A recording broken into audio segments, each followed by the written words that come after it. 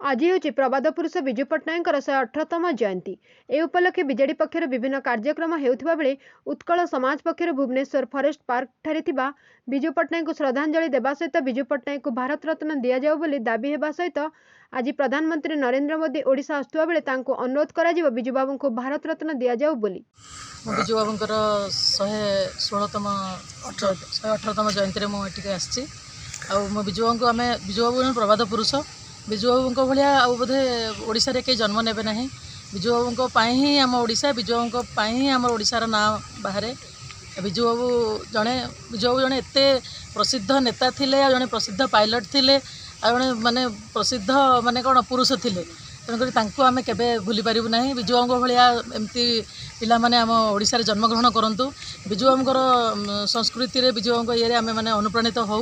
विजु बाबू को आम से धन्यवाद जनाऊँ। विजु बाबू को नमस्कार जनाऊँ। नतिर नमो आम मैंने उत्कल सम्मेलन जड़े मेम्बर। सर कौन कहे आज प्रभात पुरुष आज जन्मदिन किंतु भारत रत्न एपर्यंत मिललानी? देखो आज मिल आशा कर भारत रत्न मूल्य जहाँ विजु पट्टनायक जीवन काल मध्य 82 वर्ष जीवन काल मध्य जहाँ करचंती ताहा भारत रत्न टू यथेष्ट ऊर्ध्वे। तेणु से दाबी करवा और दाबी पर मिलवा यहाँ निहाती असंगत मन हो। तेणु आम आशा करवा विजु पट्टनायक जीवन काल मध्य जो सबू कार्य करथिले, विशेषतः तांकर साहसिकता समग्र विश्व जानी जितेबाला जवाहरलाल नेहरू तांकु सुकर्ण एवं अन्य नेता मानू उद्धार करने इंडोनेशिया पठेइथिले। सेतेबेले से साहस सहित से मुकाबला करथिले।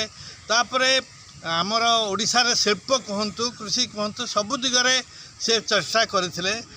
2 थर से केंद्र मंत्री होइचंती एवं आम राज्य पई यथेष्ट किछि करिसंती।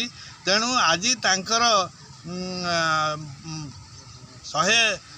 118तम जन्मवार्षिकी रे आमे समस्ते तांको द्वारा अनुप्राणित होई तांकरी मार्ग रे जदि चलिबा ताहले निश्चय ए उत्कल भूमि ए उत्कल जननीर भविष्यत निश्चय उन्नत हबो। तेणु विशेषकर युववर्ग विजु पट्टनायकर सही साहसिकता को अनुकरण करने उचित एवं ओडिशा मार चिंता ओडिया मार चिंता करी ओडिशा जननीर सर्वोदय उन्नति पाई सबु समय चेष्टा करवा उचित।